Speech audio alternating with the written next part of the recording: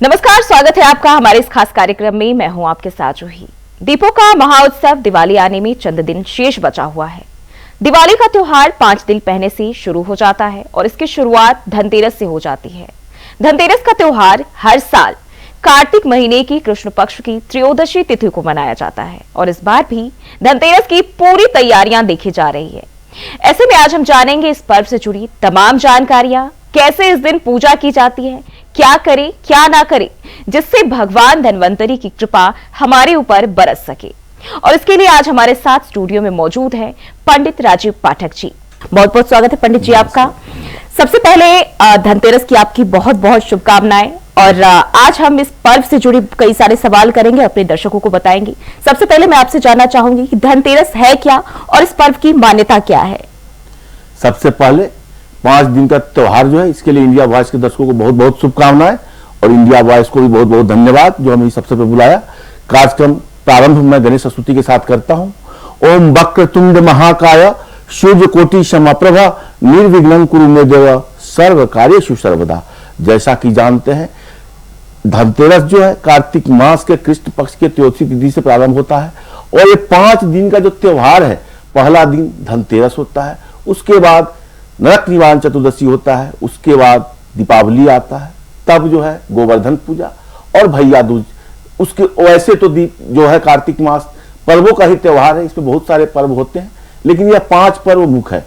जहां तक धनतेरस की बात है तो धनतेरस जो है त्रयोदशी को मनाया जाता है और माना ऐसी मान्यता है कि जो भगवान धन्वंतरी हैं, भगवान धन्वंतरी हैं कौन? ये देवताओं के वैद्य हैं और भगवान विष्णु के अंशावतार हैं। इनका जन्म जो है कृष्ण पक्ष के कार्तिक मास के कृष्ण पक्ष के त्रयोदशी तिथि को ही हुआ था, समुद्र जो इनका जन्म हुआ था, तो इसलिए उस उपलक्ष्य में भगवान धन्वंतरी जी के जन्मोत्सव के उपलक्ष्य में ये धनतेरस मनाया जाता है। धनतेरस जो है धन और तेरस 2 शब्द से बना हुआ है। ऐसा मान्यता है कि धनतेरस के दिन जो भी चीज हम कुछ खरीदते हैं, कुछ करते हैं, तो उसमें 13 गुना वृद्धि होती है। तो धनतेरस का पर्व में बहुत सारे खरीदारी भी होते हैं, बहुत सारे इसकी मान्यता है, इसके पीछे की कहानी भी है, बहुत सारा कहानी भी है जो राजा बलि से संबंधित है, भगवान विष्णु के 52 अवतार से संबंधित है। पहले धनतेरस की जो कुछ है मान्यताएं हैं उसके संबंध में कहते हैं। धनतेरस के दिन जो होता है मुख्य रूप से भगवान धन्वंतरी की पूजा होती है, माता लक्ष्मी की पूजा होती है, गणेश भगवान की पूजा होती है और जहां लक्ष्मी जी की पूजा होती है वहां भगवान विष्णु की भी पूजा होती है और इस दिन यमराज का भी पूजा होता है। इस धनतेरस के दिन जो होता है यमराज का भी पूजा होता है। तो इस धनतेरस पे क्या है, कैसे है, कैसे मनाए, कैसे पूजा करे, किस समय त्रयोदशी तिथि कब है और कब धनतेरस मनाया जाए। पंडित जी, जैसे हम बात करते हैं धनतेरस की, तो धन्वंतरी का नाम जो है देवता है हमारे हिंदू धर्म में और उनका नाम पहले आता है। लेकिन अगर हम बात करें तो धन्वंतरी कौन से देवता है, किनका अंश माने जाते हैं? साथ ही साथ अगर हम धनतेरस की बात करते हैं तो धनतेरस को धन त्रयोदशी के नाम से भी जाना जाता है। इसके पीछे की क्या कहानी है? देखिए क्या हुआ था, कहानी करते हैं। पहले धन्वंतरी भगवान की हम बात करते हैं। धन्वंतरी भगवान जो है यह भगवान विष्णु के अंशावतार है और देवताओं के वैद्य है। ऐसा माना जाता है कि जब आरोग्यता की सब शरीर, पहला सुख निरोगी काया, आपने सुना होगा, दूसरा सुख जो है घर में माया। तो निरोगी काया की जहां बात आती है तो जो धन्वंतरी जी है वो देवताओं के ही वैद्य हैं और भगवान विष्णु के अंशावतार हैं। तो आरोग्यता सबको चाहिए, आरोग्यता की, और इस दिन भगवान धन्वंतरी जी का जन्म भी हुआ था। इसकी पीछे पौराणिक कथाएं हैं। जब देवासुर संग्राम हुआ था तो देवता परेशान हो गए थे, तो उस समय में क्या हुआ था, त्रयोदशी के दिन भगवान धनतेरस समुद्र मंथन में, जो देवदानों में समुद्र मंथन हुआ था, तो उससे प्रकट हुए थे धन्वंतरी जी। तो धन्वंतरी जी की पूजा इसी रूप में आरोग्यता के लिए, वैद्य के लिए और संपदा के लिए, सब कुछ के लिए धनतेरस की पूजा की जाती है। मैंने कहा है मुख्य रूप से धनतेरस में भगवान धन्वंतरी की पूजा तो की जाती है, भगवान गणेश की पूजा की जाती है, माता लक्ष्मी की पूजा की जाती है और भगवान विष्णु की भी पूजा की जाती है, पंचदेवता की तो की ही जाती है, साथ में यमराज की भी पूजा की जाती है। जहां तक अब थोड़ा चर्चा कर लेता हूं, त्रयोदशी है कब से, स्टार्ट कब से है, क्या है? कार्तिक जो मास का जो कृष्ण पक्ष का त्रयोदशी तिथि है वह लगभग 29 तारीख को 10:31 से प्रारंभ है, जो कि 30 तारीख को दोपहर 1:15 लगभग 1:15 तक है।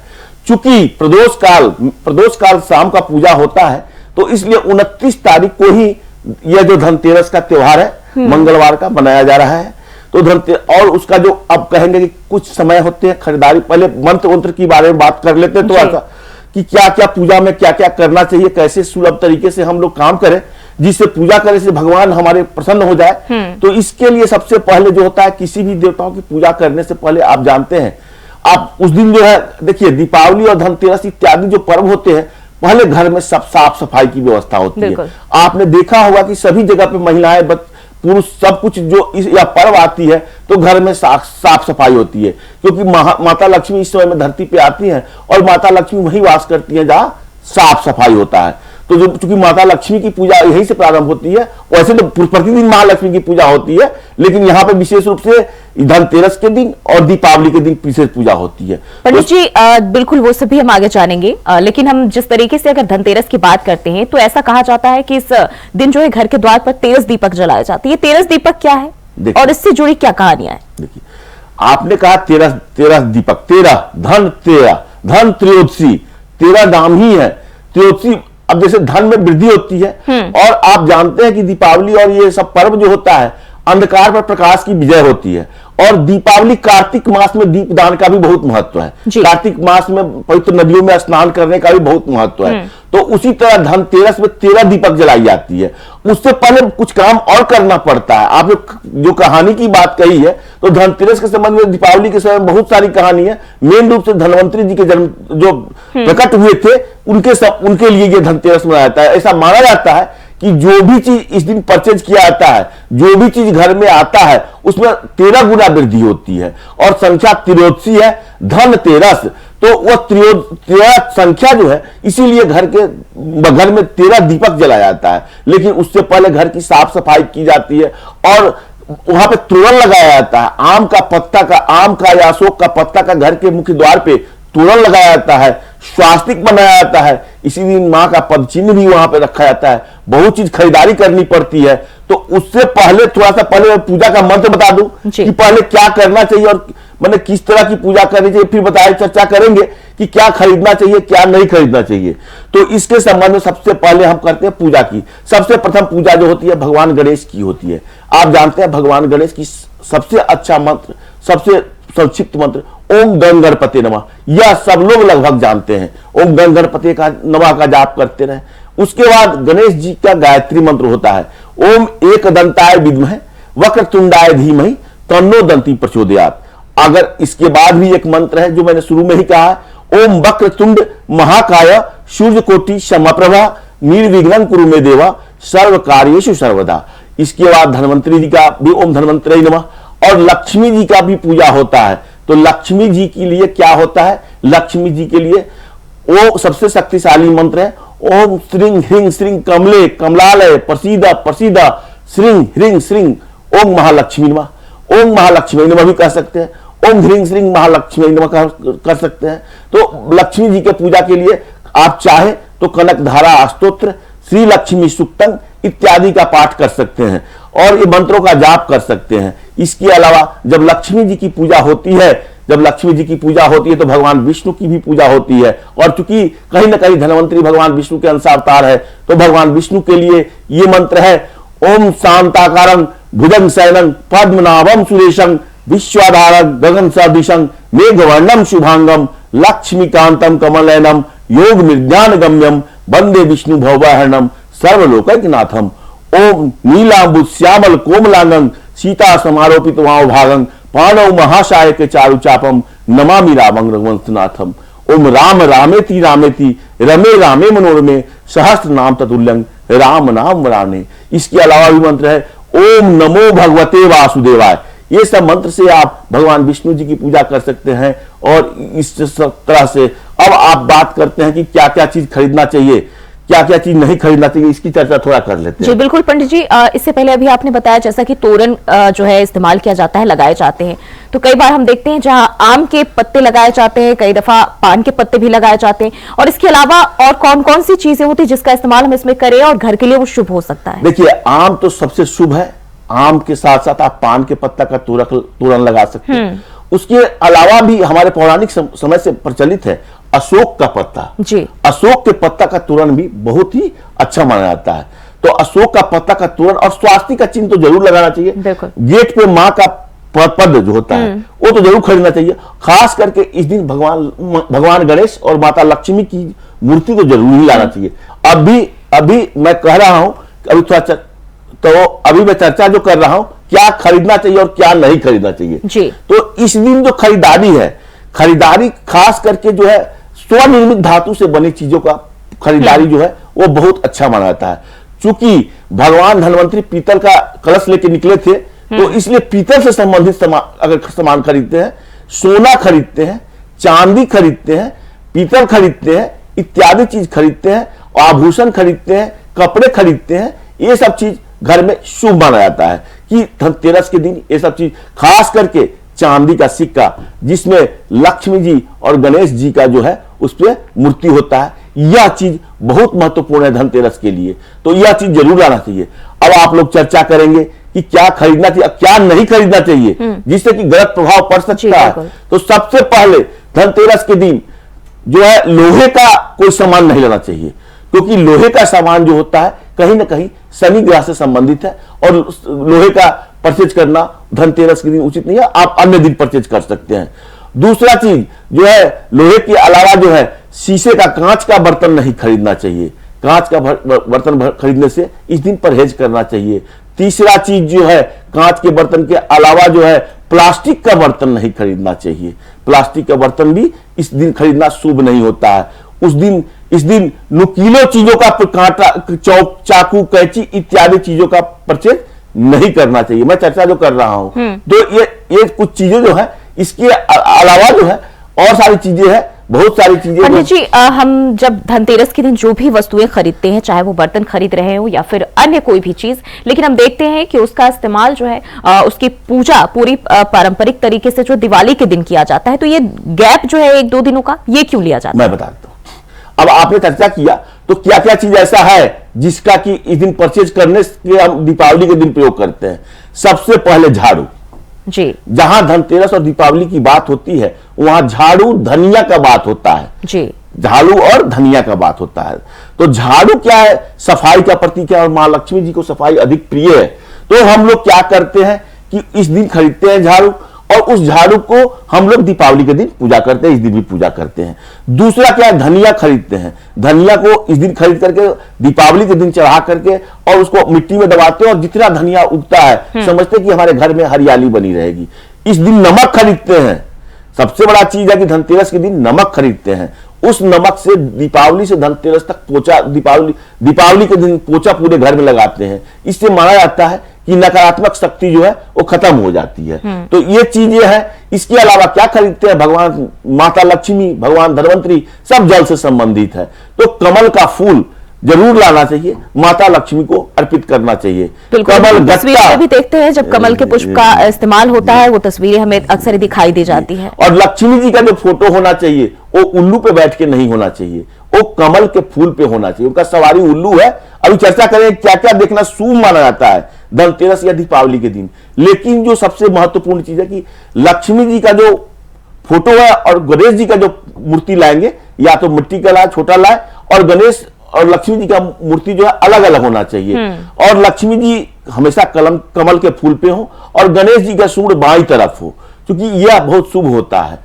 और एक ध्यान रखिए, लक्ष्मी जी और गणेश जी की पूजा करने के बाद भी उनका विसर्जन नहीं किया जाता, वो घर में रहते हैं, क्योंकि यह माना गया है। और लक्ष्मी जी गणेश जी की मूर्ति को कभी विसर्जन नहीं करना चाहिए। तो लक्ष्मी जी गणेश जी की मूर्ति, चांदी का सिक्का, नमक, धनिया, झाड़ू, कमल के फूल, कमल गट्टे, हल्दी इत्यादि चीज जो है, और उसके बाद शंख पुष्पी जो होता है कि दक्षिणावर्ती शंख है, और कौड़ी जिसको कहते हैं जी, कौड़ी जो कहते हैं वो भी खरीदना चाहिए।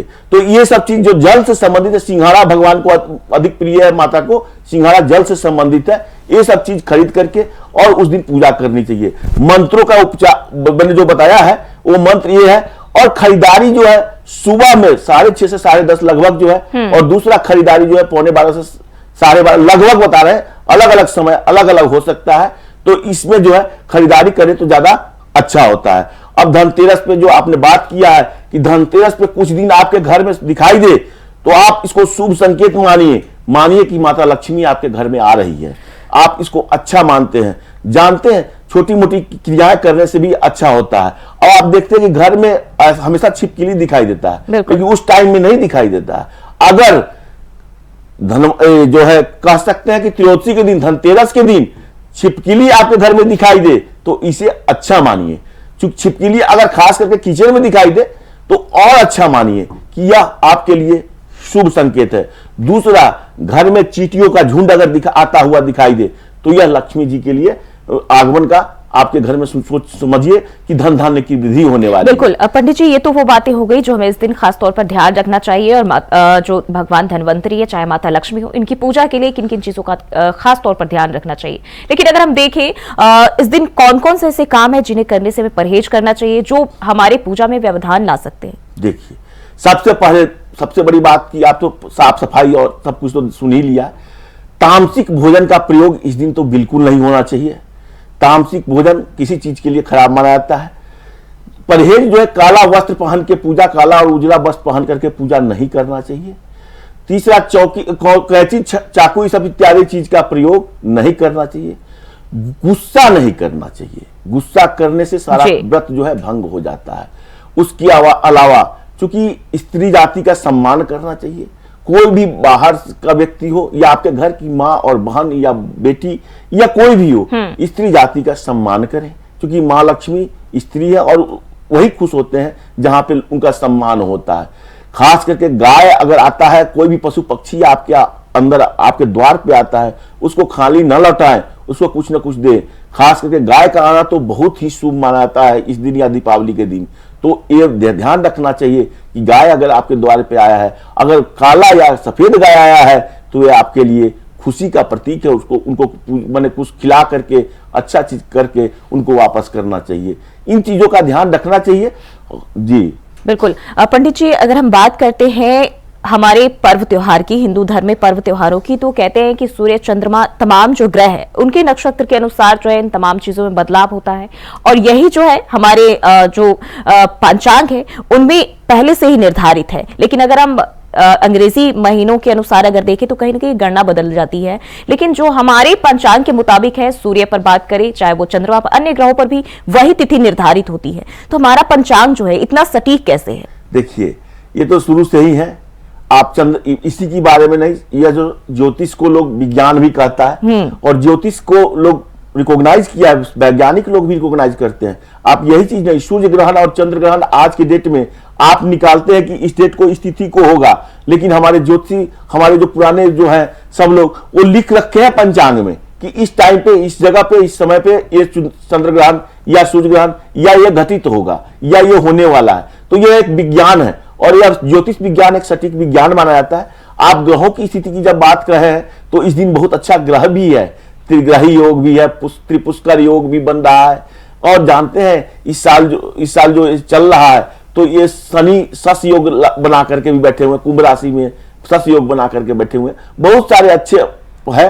तो खरीदारी करने से बहुत लोग नए नए जमीन खरीदना चाहते हैं, मकान खरीदना चाहते हैं। जी पंडित जी, हर बार जो हमारे पर्व त्योहार है हिंदू धर्म में, कुछ न कुछ उनके संयोग बनते हैं हमेशा। कुछ कई बार ऐसा होता है कि वो हमारे लिए सतर्क रहने को भी कहा जाता है, कुछ लोगों को राशि के अनुसार अगर हम देखें, और कुछ लोगों को के लिए काफी फलदायक भी साबित होता है। इस बार का क्या संयोग है, किस तरह की खुशियां और समृद्धि आ सकती है? देखिए, समृद्धि वैसे तो हम लोग जब एक प्रारंभ करते हैं, नवरात्रा से ही प्रारंभ करते हैं। नवरात्रा में माँ का जो आगमन होता है वहीं से जो स्टार्ट हो जाता है। तो इस बार माँ का जो आगमन था वो उतना अच्छा नहीं था। तो इससे थोड़ी सी क्या होती है कि थोड़ा माने बीमारी उमारी इत्यादि सब चीज बढ़ रही है और वो थोड़ा संभावना बना रहता है। और जो हर ग्रहों की जहां तक बात कहा है आपने, तो हर राशि पे अलग अलग प्रभाव पड़ता है। लग्न, आप जो जन्म कुंडली देखते हैं, राशि फल देखते हैं, तो आपका जन्म जिस लग्न में हुआ है, जिस राशि में हुआ, वही देखा जाता है। लग्न कुंडली बनती है, चंद्रमा जिस घर में है और जिस घर में चंद्रमा विराजमान है जिस राशि में, वही आपका राशि होता है। खास करके इस तरह से देखना चाहिए। जिनको जन्म तिथि, जन्म समय और जन्म स्थान पता है, वो चंद्रमा से विचार करें कि उनकी राशि क्या है। अगर जिनको ये चीज नहीं पता है तो वो अपने नाम से पता करे। और हर एक की लग्न कुंडली, एक राशि की भी बहुत सारे लोग हैं जिनकी कुंडली अलग अलग लग्न कुंडली बनी होती है, कोई ग्रह किसी खाने में होते हैं। तो जिनका जो कुंडली है, लग्न कुंडली होता है, उसमें जो योग कारक ग्रह है वो हमेशा योग कारक ही होता है, चाहे आप मतलब कि गोचर देख ले या कुछ भी देख ले, तो उससे जो प्रभावित होता है। तो ये भी कहीं ना कहीं एक ये सामान्यता निकाला जाता है। लेकिन इस बार का जो देखा जाता है, दीपावली का समय का देखा जा रहा है, तो दीपावली के समय क्या है कि 3-4-5 ग्रह वाले को थोड़ा सा अच्छा संकेत, वैसे ये नहीं समझे कि सभी लोगों के लिए खराब है, सभी लोग के मिला जुला असर अच्छा पड़ता है, जिनकी लग्न कुंडली जैसी होगी वैसे फल प्राप्त होंगे। लेकिन कुछ राशि वालों के लिए थोड़ा सा मतलब शुभ संकेत दिखाई दे रहा है कि ये इन लोगों को थोड़ा सा अच्छा हो सकता है। तो पहला राशि जो है उसमें धनतेरस से दीपावली के बीच की बात कर रहा हूं मैं, दीपावली तक की बात कर रहा हूं, तो मेष राशि है। मेष राशि वालों को भी थोड़ा सा अच्छा दिखाई दे रहा है कि वो उनकी जो काम रुके हुए हैं, नौकरी में परेशानी आ रही है, थोड़ा सा हल होता हुआ दिखाई दे रहा है। हालांकि आपकी जो राशि हम बताए हैं कि चंद्रमा आपकी जिस राशि में लग्न कुंडली में है वही आपका राशि माना जाएगा, तो मेष राशि वालों के लिए भी थोड़ा सा शुभ संकेत है। दूसरा राशि जो है वो वृषभ राशि वाला है। वृषभ राशि वाले के लिए भी थोड़ा सा अच्छा संकेत है। उनके लिए थोड़ी सी परेशानी जो पहले से दिखाई दे रही है, नौकरी व्यापार कोई आय का नया स्रोत बनने की चांसेस है, तो ये भी दिखाई दे रहा है। तीसरा राशि जो है मिथुन है। हमारे ये नहीं बताया, मेष राशि का स्वामी मंगल होते हैं, वृषभ राशि के स्वामी शुक्र होते हैं, और तीसरा मिथुन राशि है। तो मिथुन राशि के जो स्वामी है वो बुध है। और यह जो है दीपावली के समय आसपास तक बुधादित्य राजयोग ये बना रहा है, एक अच्छा संयोग है, और दीपावली के समय में चंद्रमा भी वहां पे होगा, तो यह जो है ये एक अच्छा त्रिग्रही भी है। तो यह संकेत है कि मिथुन राशि के लिए भी, क्योंकि बुध वहीं पे विराजमान है, तुला राशि में होगा, तो इससे आप वहां पे संभावना बनती है, और यह जो है यह अच्छा प्रतीत होगा। बिल्कुल पंडित जी, हम राशियों की बात कर रहे हैं जी, बिल्कुल हम राशियों की बात कर रहे हैं, तो क्या कुछ ऐसा भी है कि धनतेरस के दौरान राशियों के मुताबिक वस्तुएं खरीदे जा सकते हैं? जरूर खरीदे जा सकते हैं। देखिए अब आप सीधी सी बात है, सब लोग बताते हैं, अलग अलग बताते हैं, लेकिन देखिए हर एक राशि का कलर होता है। अब आपने बात किया है, 2 राशि उसमें और बचे हुए थे, कुंभ और मकर राशि वाले के लिए भी वह जो है यह दीपावली अच्छा हो सकता है, इसकी संभावना है। अब आप कलर की बात करते हैं, तो कलर जो है मेष राशि का स्वामी मंगल होता है, और मंगल हनुमान जी, उनको लाल रंग ज्यादा पसंद है, तो लाल कलर के कपड़ा खरीदना उनके लिए अच्छा होगा। धातु में जो उनसे संबंधित, जो मंगल से संबंधित है, वो खरीद लीजिए, उनको फायदा होगा। लेकिन ध्यान रहे, लोहा, प्लास्टिक, कांच, एल्यूमिनियम और मतलब कि जो है नुकीला चीज इत्यादि चीज खरीदने से बचना चाहिए। जी, ये मैं बार बार कह रहा हूं कि इसे अब ऐसा नहीं, कुछ लोग कहेंगे कि ऐसा नहीं खरीदेंगे तो इसका क्या हो, अगले और दिन खरीद सकते हैं, और दिन खरीदने। नमक तो सबको खरीदना चाहिए, नमक ये सामान्य है, ये किसी राशि से संबंधित नहीं है। नमक, धनिया, झाड़ू, ये 3 चीज ऐसा है, मैंने उसके बाद जो है कमल का फूल, कमल गट्टा, हल्दी, ये सब चीज कॉमन है। तो ये कौड़ी, ये सब चीज बिल्कुल। पंडित जी, धनतेरस के दौरान हम देखते हैं जैसे ही धनतेरस दिवाली का त्योहार आता है, कई दिनों पहले से इसकी तैयारियां बाजारों में भी चहल पहल शुरू हो जाती है। लेकिन हम अगर मुहूर्त की बात करें धनतेरस की, तो इसके लिए शुभ मुहूर्त क्या बन रहा है? जी, अभी मैंने चर्चा किया था, 29 तारीख जो है, 29 तारीख को आप देख लीजिए कि जब सुबह लगभग 6:31 से 10:31 तक का खरीदने का समय जो है वो थोड़ा सा अच्छा माना गया है, 6:31 से 10:31। और दूसरा समय जो है 11:42 से 12:31, ऐसे ही मतलब 11:45 से 12:30 के करीब में, यह लगभग खरीदारी करने के लिए बहुत ही अच्छा समय रहेगा। वैसे तो धनतेरस त्रयोदशी के दिन परचेज किया जाता है, सिर्फ समय जो खराब है उसको छोड़ करके आप कभी भी परचेज कर सकते हैं, और ये सामान परचेज कर सकते हैं।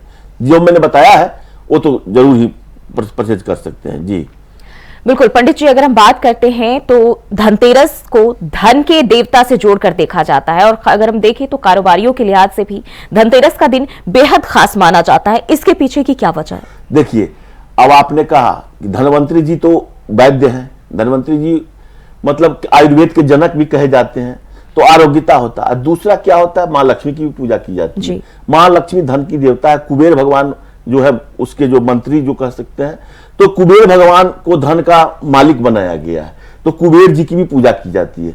और कुबेर जी की, लक्ष्मी जी की पूजा की जाती है, तो लक्ष्मी जी क्या स्थिर लक्ष्मी प्राप्त करने के लिए लोग प्राप्त करते हैं, क्योंकि हमारे घर में आए और रहे, ऐसा नहीं कि आए और चले जाए। तो लक्ष्मी जी और सब कहीं क्या कहते हैं, आपने कहा कि धन किसको नहीं चाहिए, पहला सुख निरोगी काया, दूसरा सुख घर में माया। माया क्या है, यही तो माया है, धन है। और धन प्राप्ति के लिए हम लोग मां लक्ष्मी की पूजा करते हैं, भगवान कुबेर की पूजा करते हैं और गणेश भगवान की भी पूजा करते हैं कि अगर लक्ष्मी आए तो विघ्न ना हो। और भगवान गणेश को भी बनाया गया था बाद में। तो इसीलिए जो है यह जो है पहला सुख जो है निरोगी काया, हमारा स्वास्थ्य हो तभी मैं उपभोग कर सकता हूं, भोग कर सकता हूं। और दूसरा घर में माया। माया क्या है, धन है, धन से ही सब कुछ होता है और धन प्राप्ति सबको चाहिए। और धन प्राप्ति के लिए ही लोग ये माता लक्ष्मी की जो धनतेरस को और दीपावली को खास रूप से पूजा करते हैं। तो इसीलिए यह बहुत जरूरी होता है कि जी पंडित जी, अगर हम धातु खरीदारी की बात करते हैं तो इस दौरान बड़ी तादाद में लोग बाजारों में पहुंचते हैं, दुकानों पर भीड़ लगी होती है। लेकिन जिस तरीके से अगर हम धन्वंतरी की चर्चा, भगवान धन्वंतरी की चर्चा कर रहे थे, तो जैसा कि आपने बताया कि सोने के बर्तन के साथ वो जो है अपने रूप में आए थे, और माफ कीजिए पीतल के बर्तन में। तो इस दौरान क्या पीली धातु ही खरीद सकते हैं या इसके अलावा भी अन्य धातुओं को हम अपने घर में ला सकते हैं? धातु कोई भी हो, स्वनिर्मित हो, लोहा इत्यादि को छोड़ करके। मैंने कहा है लोहा को छोड़ना है, कांच को छोड़ना है, प्लास्टिक को छोड़ना है, एल्यूमिनियम को छोड़ना है। इसके अलावा स्वनिर्मित पीतल, तांबा, चांदी, सोना इत्यादि जो अच्छा पीतल। अब देखिए, आप कहते हैं पीला भगवान विष्णु को पसंद है, लाल रंग माता लक्ष्मी जी को पसंद है, तो पीला लाल तो बहुत शुभ माना जाएगा। तो ये दो चीज तो, दो कलर का तो होना ही चाहिए। कुछ चीजों को छोड़ देना चाहिए और पीला लाल पर विशेष ध्यान देना चाहिए। और काला तो घर में लाना ही नहीं चाहिए। काला चीज आप जानते हैं शनि का द्योतक है और नकारात्मक ऊर्जा उससे आती है। तो काला चीज, ये जितने भी चीज है इसको करना चाहिए। और कलर आप कोई भी खरीद सकते हैं, पीला भगवान विष्णु का ही द्योतक है। और अगर इस दिन आपको उल्लू दिखाई दे, आपको धनतेरस के दिन सबसे चर्चा मुख्य चर्चा है कि हमने चर्चा किया था चींटी, मतलब कि छिपकली इत्यादि के गाय के अलावा अगर उल्लू, जानते हैं उल्लू कौन है, माता लक्ष्मी का वाहन है। अगर उल्लू कहीं से धनतेरस के दिन या दीपावली के दिन दिखाई दे तो समझिए कि आपके घर में लक्ष्मी का आगमन हो रहा है, ये आपके लिए शुभ संकेत है। और दूसरा चीज है कि एक चीज से बचना चाहिए, ये उधार ना किसी को देना चाहिए धनतेरस के दिन, अना उधार किसी से लेना चाहिए। ऐसा मान्यता है कि जो भी देते हैं लेते हैं उसमें 13 गुना वृद्धि होती है।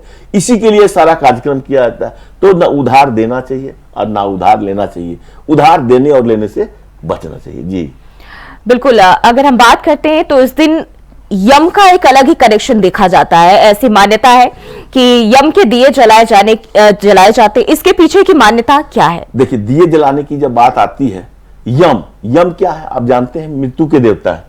यमराज ही मृत्यु के देवता है।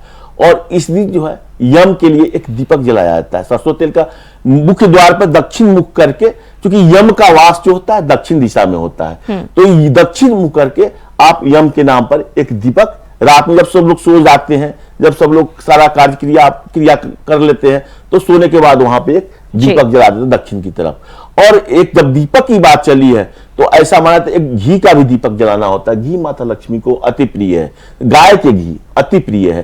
तो गाय का 2 दीपक जला, 13 दीपक तो अलग से होता ही है, ये 2 दीपक जलाना चाहिए। और एक चीज और, एक ऐसा दीपक जरूर जलना चाहिए जो ध्यान रहे कि धनतेरस से लेकर के और भैया दूज तक, कम से कम दीपावली तक, और दीपावली जो जलाए वो भैया जरूरी नहीं है, लेकिन दीपक का कार्तिक मास में बहुत अधिक, यानी कि पूरा दीपक की तरफ से अगर हम देखें, दीपकों का दौर जो है धनतेरस के पहले से ही शुरू हो जाते हैं। तो भारतीय संस्कृति में स्वास्थ्य का स्थान जो है धन से ऊपर माना जाता है। और इससे जुड़ी एक कहावत आज भी प्रचलित है कि पहला सुख निरोगी काया, दूजा सुख घर में माया। और यही कारण है कि दीपावली में धनतेरस को पहले माना जाता है, जो भारतीय संस्कृति के हिसाब से बिल्कुल अनुकूल भी है। पंडित जी, बहुत बहुत धन्यवाद आपका हमारे साथ बातचीत करने के लिए और अपना समय देने के लिए। तो इस धनतेरस आप लोग भी इस त्योहार को सेलिब्रेट करें और खुशियों के साथ एक दूसरे के साथ पूरे सौहार्द से मनाएं। फिलहाल के लिए इस खास कार्यक्रम में बस इतना ही। आप सभी को इंडिया वॉइस परिवार की तरफ से धनतेरस की शुभकामनाएं। दीजिए इजाजत, नमस्कार।